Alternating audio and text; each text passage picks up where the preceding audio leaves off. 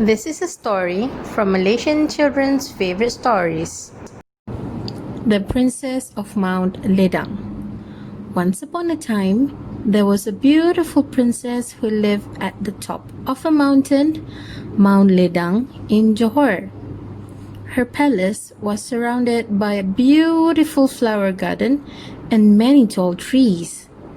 Every morning, the princess went to the foot of the mountain to collect herbs and roots. The villagers who come to the stream to bathe and to wash their clothes admired the beautiful princess.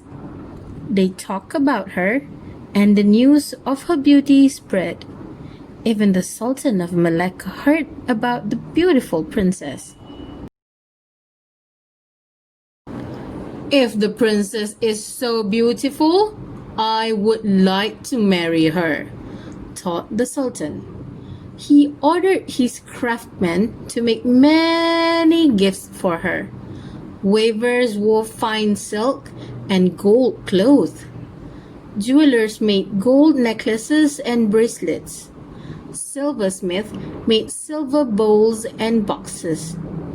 When all the gifts are ready, they were packed in boxes and loaded on the back of an elephant.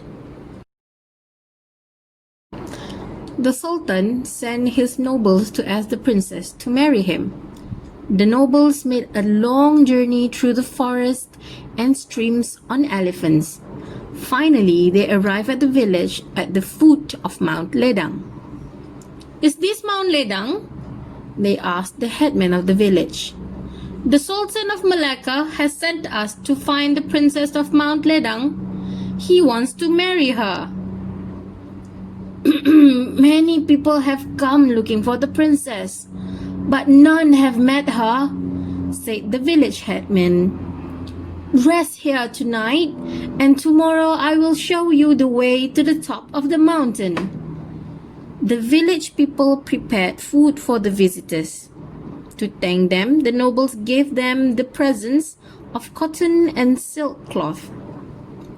Next morning, they set off to climb the mountain with the village headman as their guide. On the way, they met an old woman. "The Sultan of Malacca has sent us to meet the princess of Mount Ledang. Where can we find her?" they asked. "The palace is right at the top of the mountain," said the old woman. The nobles asked if she could guide them there. The old woman wearing rag clothes was really the princess in disguise. She has changed herself from a beautiful young girl to an old woman. But of course, the noble didn't know that. "The path to the top is dangerous," the old woman told them. "We have faced danger before," replied the nobles. "We cannot return to Malacca without meeting the princess." The old woman led them up the mountain. At last, they reached a large building. Nearby was an old hut. "This is my hut," said the old woman. She served them cakes and drinks. "Where do the cakes and drinks come from?" wondered one of the nobles. "This old woman can't make so many." The nobles wanted to climb to the top of the mountain. "Don't go yet," begged the old woman. "I seldom have guests. Rest here for a while. Many people have come to meet the princess, but she will only meet people with good intentions." "We have good intentions," replied the nobles. "The Sultan of Malacca wants to marry the princess." "Bad things have happened to many people climbing the mountain," said the old woman. "Some have fallen down to the bottom." The low, soft voice of the old woman lulled the nobles to sleep. When they woke up, it was already evening. So they stayed the night at the old woman's hut. Next morning, they climbed to the top of the mountain. At last, they reached the palace with its beautiful garden. The princess was waiting at the entrance of the palace to greet them. "I am the princess of Mount Ledang," she said. "Please come in." The nobles were served food and entertained with music and dancing. "We have come from the Sultan of Malacca," the nobles told the princess.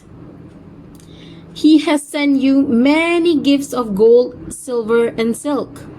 The Sultan would like you to become his wife."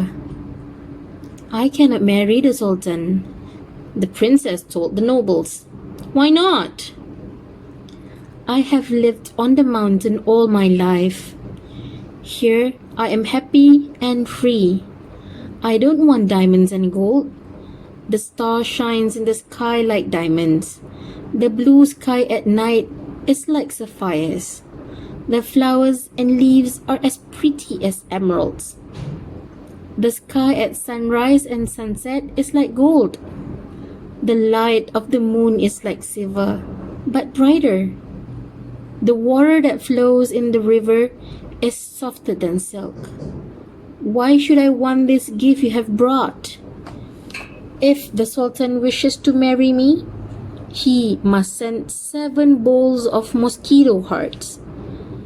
He must build a golden bridge and a silver bridge from Malacca to Mount Ledang, and he must send 1 cup of his blood and 1 cup of his son's blood." "Very well. We shall take your message back to the Sultan."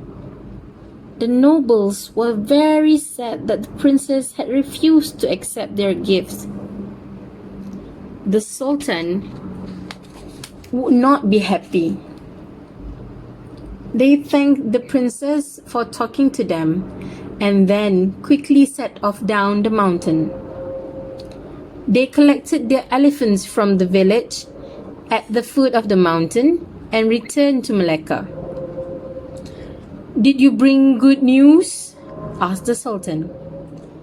"The princess has asked for 7 bowls of mosquito hearts, a golden bridge and a silver bridge from Malacca to Mount Ledang, and also 1 cup of your blood and 1 cup of your son's blood." The Sultan thought very hard about this strange request. While he thought, he watched his children playing in the palace garden. Finally, he decided that his children were much more important to him than his dream of marrying the princess of Mount Ledang. While he had been dreaming of the princess, he has neglected his children. He had also forgotten to look after the people of Malacca. The princess of Mount Ledang, like all fairy tale princesses, lived happily ever after. People still climb up to the mountain, hoping to meet with the beautiful princess.